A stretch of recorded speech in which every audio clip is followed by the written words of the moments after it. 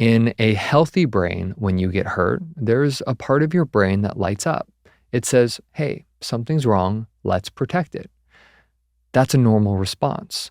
The injury heals, the signal fades, and you and your brain move on.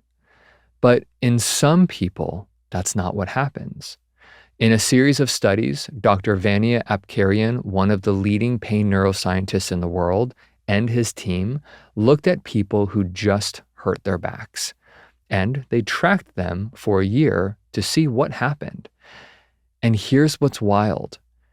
These researchers weren't looking at the back injury at all. They were looking at the brain, specifically how certain areas were talking to each other before chronic pain even developed. And what they found blew people's minds.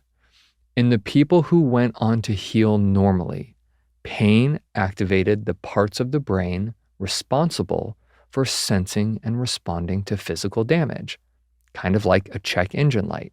It came on, it did its job to alert and to protect, and then it turned off.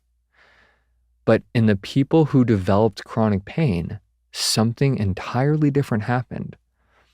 Two parts of the brain, the medial prefrontal cortex, which handles meaning, decision-making, storytelling, emotional learning, and self-reflection, and the nucleus accumbens, which handles threat and reward, started talking to each other a lot more.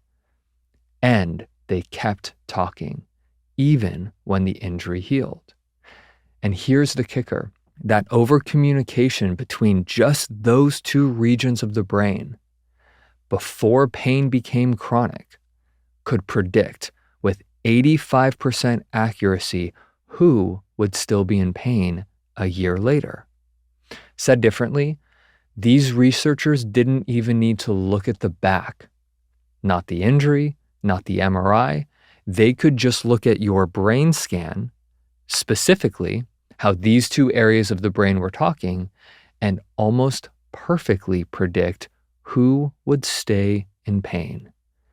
Because the pain signals were not coming from the body anymore.